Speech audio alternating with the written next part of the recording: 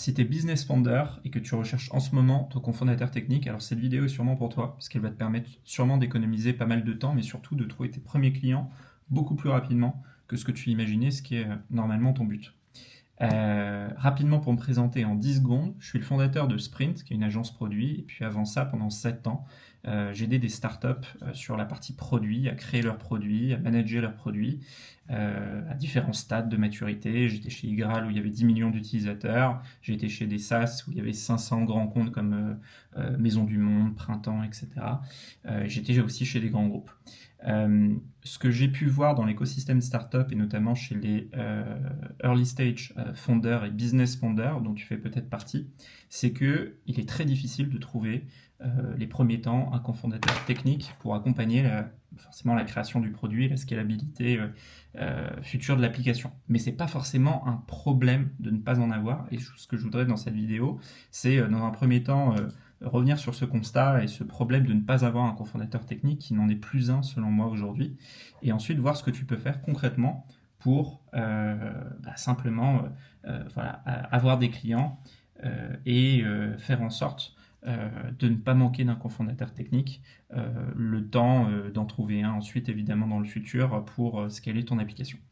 Donc au niveau du constat, écoute, ce que je vois c'est que effectivement il y a un problème de fond qui est que il est de plus en plus difficile de convaincre des développeurs de rejoindre ton projet early stage, surtout si tu n'as pas de traction. Donc même si tu bosses sur la bonne idée,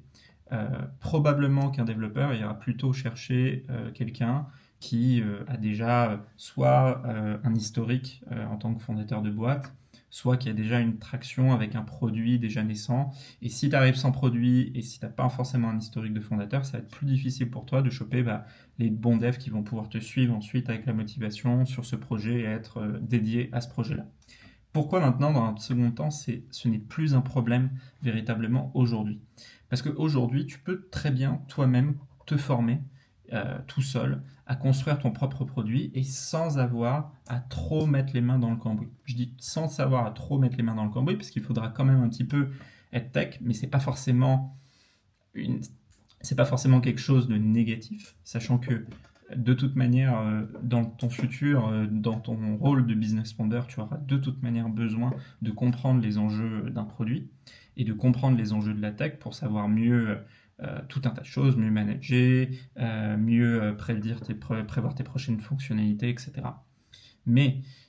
grâce à ces outils-là, donc c'est des outils comme Lovable, comme Supabase, que tu as déjà vu passer sur les réseaux ou dans les news, c'est des outils qui vont vraiment te permettre aujourd'hui d'aller beaucoup plus loin que les outils qu'on pouvait avoir avant, comme Bubble par exemple, ou Softer, qui étaient bien, mais limités évidemment en termes de possibilités et ensuite en termes de rapidité, parce que ça nécessitait une courbe d'apprentissage qui était quand même extrêmement pentue. Ici, avec Lovable et Supabase, tu peux littéralement lancer un premier prototype d'app en 10 minutes. Donc ce que je t'encourage vivement à faire, c'est d'utiliser ce prototype d'app que tu vas développer, et ensuite d'aller récolter au moins tes 10-15 premiers utilisateurs pour avoir une petite traction, pour avoir aussi plus de maturité sur ton produit et aller pouvoir ensuite entamer des discussions avec des développeurs plus sérieux pour t'amener ensuite à construire véritablement ta boîte sur le long terme. Donc voilà pour cette petite vidéo qui fera maximum 4 minutes. L'idée en un mot,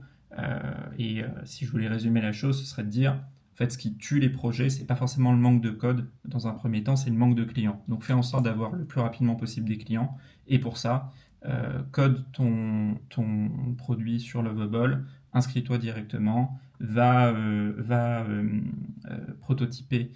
ton application, essaye de la vendre. Si ça marche pas, c'est peut-être pas dû au code, c'est dû simplement que tu résous pas forcément le bon problème ou que tu n'as pas forcément la bonne solution. Donc il suffit d'itérer et tu auras gagné énormément de temps pour ensuite trouver la bonne personne qui t'accompagnera pendant toutes tes années